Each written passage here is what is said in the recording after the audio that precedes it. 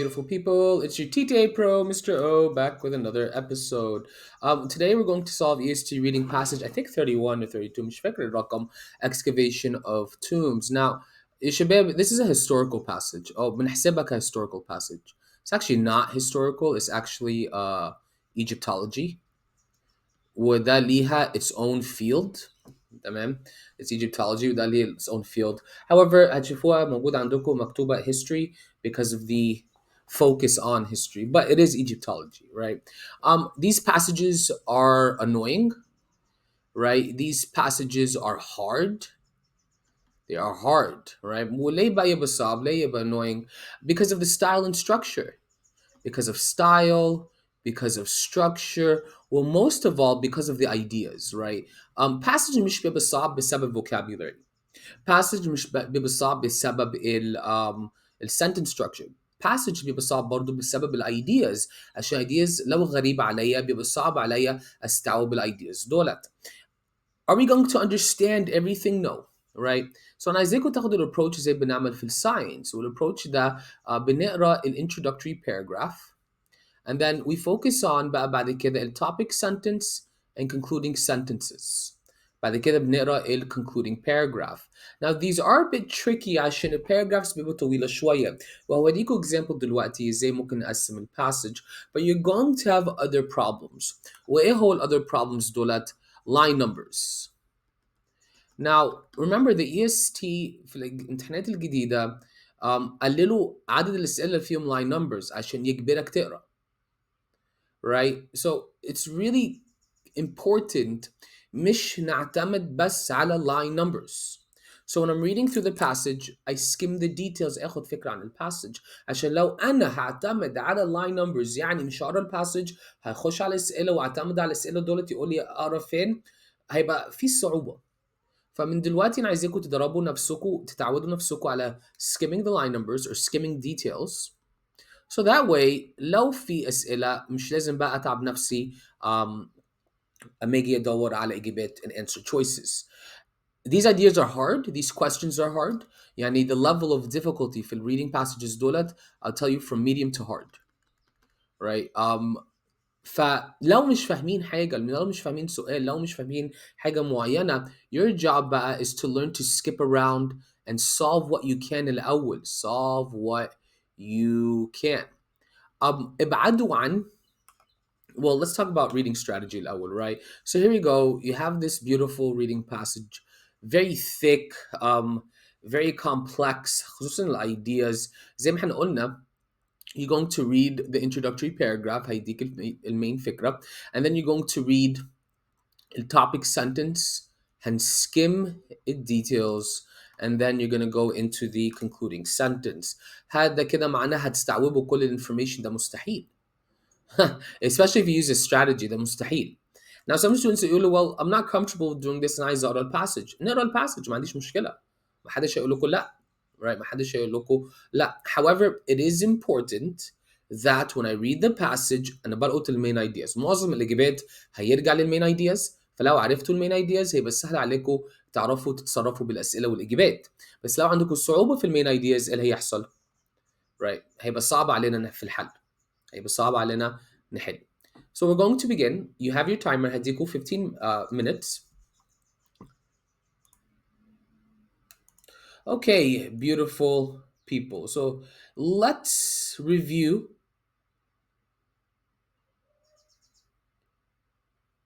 Let's review the passage الأول. So الباسج ده basically بيشرح لنا المصريين القدام أيام زمان how they bury people وعلى أساس إيه they bury people. So بيتكلم عن burial rituals, بيكلمنا عن إيه هو الكتب بيقروها, بيكلمنا عن what's the word I'm looking for, ال prayers اللي بيعملوها, بيكلموا عن ال offerings اللي بيعملوها. So this is all about how ancient Egyptians were buried. Was this passage كقراية صعب? Yes. أسامي كتير غريبة جدا. Right? You're gonna find things like هتشوف كلمة Matsaba, for example. هتشوفوا مثلا the names like Imhotep, the dynasty, all of these weird things. هتشوفوا هنا poem في الآخر. So you have some features برضو هنا في passage that increase the difficulty of the passage. but الهدف بتاعتكو ايه؟ Understand the main ideas. One more time. الهدف بتاعتكو ايه? To understand the main ideas. When you're able to get the key to the main ideas تعرفوا تحلوا باقي الباسج. بس لو بنقرا كده من غير سبب هيبقى عندنا الصعوبة. واخر حاجة remember read the questions الأول. الquestions هيقول لك ركز على ايه. ف let's begin beautiful people. Let's begin question number one, the primary purpose of the passage. So دلوقتي الباسج عامة بيرفض أفكار قديمة. Okay, بيرفض أفكار قديمة. Right? So it refutes a common misinterpretation of ancient Egyptian philosophy. Right? Where there's some pieces of evidence I want you to see here. And this is right here, right? So a lot of background information. So Bidina Hina has a lot of background information. But notice one part, lightheartedness is the keynote of the ancient philosophy of the country. And in this assertion, the reader will, in most cases, find cause for surprise. You have it right here, Bardu, and you have here, Bardu, how false would be our estimate of the character of a modern nation were we to glean information solely from its churchyard inscriptions. So he is indicating that there is refutation, right? But if I check in other answers, Bardu, challenge the popular perception of ancient Egyptian philosophy, right? This is a good one. I like this one. But let's check in other answers, Bardu. Compare ancient Egyptian beliefs about death to modern perspectives. But there is no comparison between beliefs to modern perspectives, so that's eliminated. Analyze the architectural differences between tombs and houses. I think this came maybe, but again, we do mention it, it's not the main focus. It's the philosophy nafsaha of burying people. And answer D, explore the evolution of religious practices over time. Again, this is mentioned. This is mentioned, but we're not exploring. Exploring معناها نشوف كل التفاصيل والdetails. So answer A is the only answer that is on topic and on focus, right? Um, again, أنا مش هاخد detail. right عشان حد في ناس يقولوا well مش اول 30 line numbers دولت isn't that discussing الفرق ما بين الtomb والhouse. Yeah, right. So هنا بيقول like the tombs were constructed of, houses were constructed of. جميل, but that's only lines 1 until 30. What about the rest من line 31 لحد line 101 باقي 70 line numbers, right? So these two first paragraphs بيديكوا بس actually the background information اللي انتوا لازم تفهموها, ولكن باقي details, right? It's not about in the whole passage, exactly. So here we're going to say answer A. Let's go to question number 2. The author's argument about the nature of ancient Egyptian philosophy is primarily based on. Let me just see if this evidence. No, it's not evidence. So let's نفهم السؤال الأول. The argument, the nature of ancient Egyptian philosophy, أساسها. So what does he base the argument on? So هو بيدينا فكرة, بيدينا idea. الidea ده جاية منين? Right? الidea ده جاي منين? I think you're going to find it in line 60 لحد line 62. Right? Examined in this way. So let's just go back here. Thus, the outline of philosophy is able to be studied without any complication, and we have no whirligig of priestly talk to confuse it. Examined in this way, working only from cold stones and dry papyri, we are confronted with the old eat, drink, and be merry, that philosophy al fikra, which is sat at once the happiest and most dangerous philosophy conceived by man. Interesting. This passage is very cool, by the way, right? So again, in philosophy, ده جه منين? The nature of the philosophy, what is it based on? صح? So it's asking where it came from. Comparison with other civilizations. What are we comparing? Right? There's no focus in the ancient Egyptian civilization with other ones. Interpretations of religious texts and rituals. Again, he's not telling us interpretations of religious texts and rituals. بيقول لنا هنا احنا بناخد الكلام ده from cold stones and dry papyri. It says it very clearly right here. Working from. برضه شايفين ازاي مش بيقولها لي directly. Something I have to infer. وهنا اساسا okay. Answer C, analysis of architectural remains and artifacts. Cold stone, Cold Stone wala Baskin Robbins, ha ha ha, and artifacts, the dry papyri. Answer C. Very clearly, this is where you get the philosophy from. Philosophy جاي من هنا. Accounts from Greek travelers and historians. I think we do mention something about the Greeks. I think we do mention the Greeks, but he criticizes the Greeks. There's a criticism. So أساسا الفلسفي مش جاي من Greeks. So we're going to go here with answer C, analysis of architectural remains and artifacts. Number 3, the author suggests that the predominance of tomb-based evidence in understanding ancient Egyptian culture is okay. So again, لازم أفهم السؤال, right? لازم أفهم السؤال. The author suggests the predominance of tomb-based evidence in understanding ancient Egyptian culture. Okay, so عايزين نتكلم عن حاجة ليها علاقة tomb-based evidence and the predominance of it. Predominance يعني موجودة كل حتة. It's available everywhere. I think you'll find it here. What does he say about the predominance of tomb-based understanding? And so it is that the main part of our knowledge of the Egyptians is derived from a study of their tombs. So, the main part of our knowledge, that's the predominance, شايفين ده? Same idea, different words, is derived from the study of their tombs. So the predominance of tomb-based evidence and mortuary temples. Now, بيقول إيه بقى? How false would be our estimate, our guess? How wrong, right? Our guess is of the character of a modern nation were we to glean our information solely from its churchyard inscriptions. We should know absolutely nothing of the frivolous side of life of those who bare bones lie beneath the gloomy declaration of their Christian virtues. It'll be realized now, sincere was the lightheartedness of Egyptians when it comes. Okay, so بيقول ايه بقى؟ بيقول هنا بقى احنا مش هنفهم حاجه هيبقى صعب علينا نفهم what the life of ancient Egyptians was من بس المقابر عشان مش هنعرف the frivolous side. The frivolous side معناها الديتيلز في الحياه. احنا بس بنفهم the dead side, الحاجات اللي علاقه بالموت, الحاجات اللي علاقه بالdeath, the traditions we. So what is the author telling us here?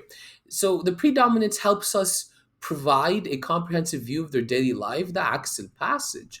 عشان هو بيقول أساسا we should know absolutely nothing of the frivolous side of life of those whose bare bones lie beneath the gloomy declaration, right?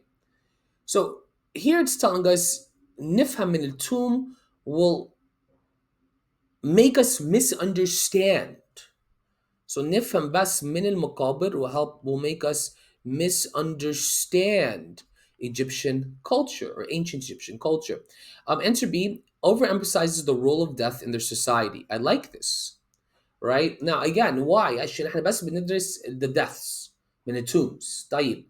This بقى هيدينا فكرة غلط. This بقى هيدينا some sort of misunderstanding or skewed understanding. عشان هو بيقول بس احنا عارفين ناحيه الموت، احنا ما نعرفش اي حاجه من ناحيه الحي، ما نعرفش من الفريفولous side. frivolous معناه تفاصيل بسيطه جدا. So we don't know how they lived, how they lived their life ولا اي حاجه من الحاجات دي.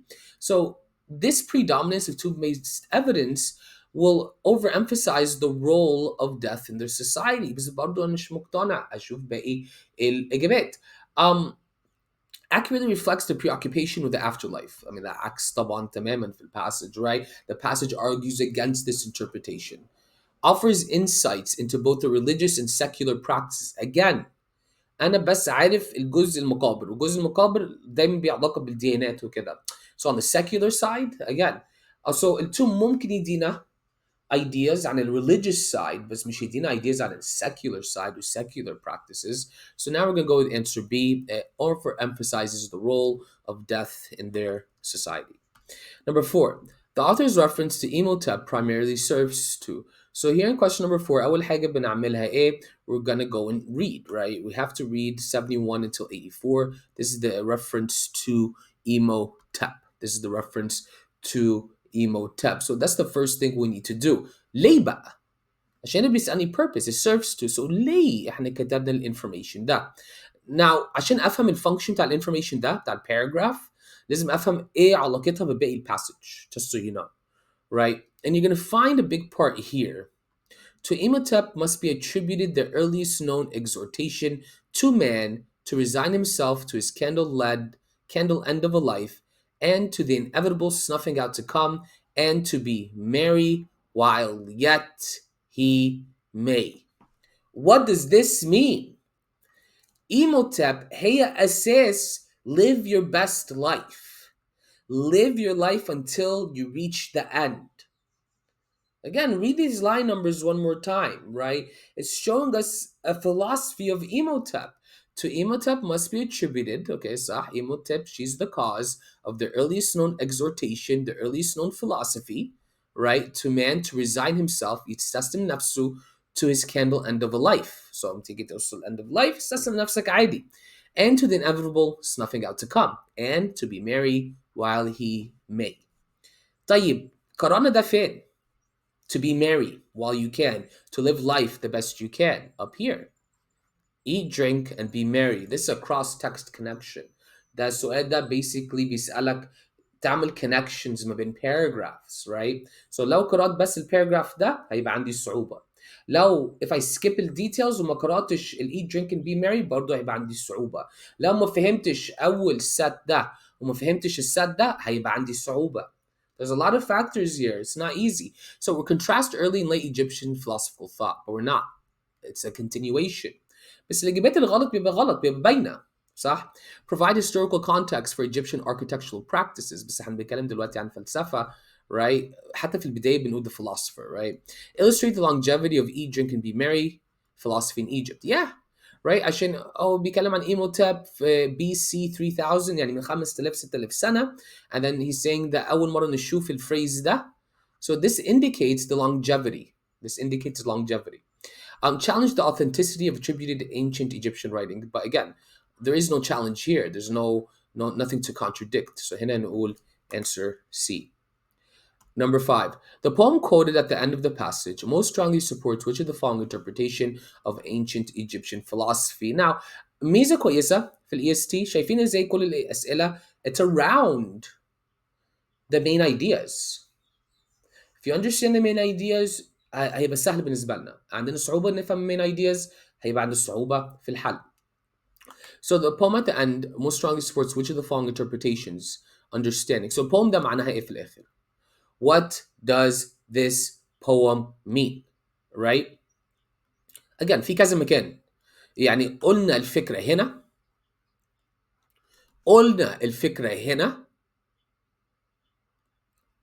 بندي colon بعدين ندي الpoem بعد ما قلنا الفكرة ديت. So what do you think this poem means? It means eat, drink, be merry. هو شبه السينج برضو لو شفتوها live, laugh, love. If you guys ever heard of that too, it's the same idea by the way, right? So all this comes from ancient Egyptian philosophy. جميل. So now we know it means eat, drink, be merry. ولو قرأت الpoem walk after the heart's desire so long as thou livest. من أولها كده على فكرة. Walk behind the desire until you die. As long as you live, follow your desires, right? Life should be lived to the fullest because death is inevitable and final. Very clear there. There's other places, Bardu, where he talks about where death is inevitable and final في نفس الpoem.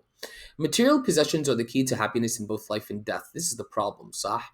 مش شرط يبقى فيه material possessions, is just live your life. Proper burial rituals are essential for a peaceful afterlife. Again, this is off topic, it's not mentioned. Right? Mourning the death is more important than enjoying life. Again, I mean لو قرأته هنا ده مستحيل تقولوا كده. So وإجابة دي عكس, right? إجابة دي, the poem is encouraging you to live your life and also enjoy your life.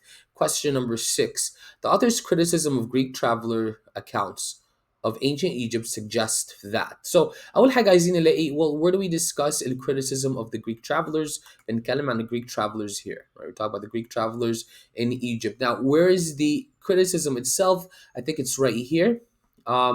But in their case, the travelers, there was the presence of the priests and wise men eloquently to baffle them into the state of respect, and there were 1,000 unwritten arguments, comments, articles of faith, and controverted points of doctrine heard from the mouths of the believers to surprise them into reverential attitude, right?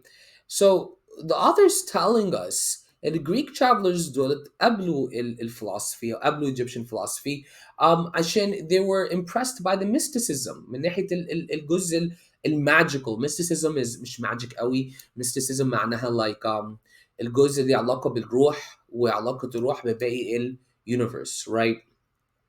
And so, well, the author is saying that the Greek travelers دولت they only liked it بسبب الميستيسيزم، بسبب ideas نفسهم كانوا complex, right? So there's quite a few points here, complex information. Greek philosophers misunderstood Egyptian religious practices. Um, I mean, is it a misunderstanding of the practices or is it being impressed بحاجة, حاجة مش فاهمها, right? So I want to say that. Answer B, cultural biases led exaggerated reports of Egyptian mysticism. And I'll show you where's the support here one more time. We're going to review this. I'm pretty sure the answer is B. Answer C, language barriers prevented accurate communication. We didn't discuss language barriers. An Egyptian priest intentionally misled foreign visitors. I mean, the priests are mentioned, but misleading them? I wouldn't say that. I would go with answer B. And, again, it is tricky to really get this part. Right here, the Greek travelers in Egypt who returned to the native land, impressed with the wonderful mysticism of Egyptians, committed their amazement to paper, and so led off that feeling of awe and reverence which is felt for the philosophy of Pharaoh's subjects. It's actually here, right? But in their case, there was the presence of priests and wise men eloquently to baffle them into the state of respect, right? And there were thousands of unwritten arguments, comments, articles of faith, and controverted points. So it's the priests and the wise men اللي خليهم to respect the Egyptian philosophy. Again, ليه هم أساسا ما كانش فاهمينها. So cultural biases. I feel like this is the a little controversial here. Cultural biases, but the cultural bias, Bardu, I'm sure it would be right there. Impressed with the wonderful mysticism of Egyptians, committed their amazement to paper. So I can see there's a little iffiness here for cultural biases, but خد بالكو, EST is like that. There is some iffiness with the answer choices. Number 7, line 59, the whirligig context. Thus, the outline of philosophy is able to be studied without any complication, and we have no whirligig of priestly talk to confuse. Without complication, confusion. So whirligig, جاي من كلمة whirl. Whirl means to like spin, out of control. So what would whirligig mean? Again, لو أنا بكلم عن حاجة وبقول عليها complicated أو بكلم عن حاجة confused. Confusion actually is pretty direct, right? Complexity, deception, enthusiasm. No, I should start off with whirligig, literally معناها to spin with words. So that happens with confusion. So هنا نقول answer B. Question number 8. The author's tone throughout the passage can best be described as. So عشان أحل سؤال tone, I have to find word choice. Automatically, the tone بالنسبة لنا by default. By default. أي حاجة non-fiction. By default بيبقى objective and analytical. Unless الword choice يقول لك لا. سمعتوا ولا لا؟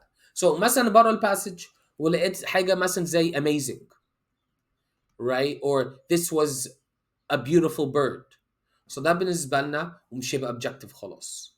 But by default لو ما لقيتش أي word choice يختلف رأيي, it's automatically objective and analytical, right? هنا عامة the passage is balanced, it's analytical, بيديك تحليل عن الثقافة, عن tombs, he's examining evidence, he's challenging ideas. So it's very clear it's objective and analytical. Nostalgic and wistful ده مستحيل يبقى nostalgic. Nostalgic يعني براجع على memory كان عندي زي طفولتي أو حاجة ومبسوط بيها. Wistful is emotional. Skeptical بيشك. Well, again, his tone is not skeptical. ميجي بيتكلم زي يكون هو authority. And enthusiastic and admiring. Now again, بالنسبة لنا admiring, there's not enough word choice يقول he admires الحاجات ديت, right? So here we're gonna go here with answer C. Continue. Question 8 احنا قلنا objective and analytical. Question number 9. So the passage suggests that the preservation of ancient Egyptian tombs, as opposed to dwelling houses was primarily due to. Now, this type of question, this is direct comprehension. بيسألك احنا بنسأل basically على cause effect على طول صح. So why do the tombs last longer than the houses? You're gonna find a line here. The tombs were constructed in the dry desert or in the solid hillside, whereas the dwelling houses were situated in the damp earth where they had little chance of remaining undemolished. So again, because dry desert, solid hillside, right?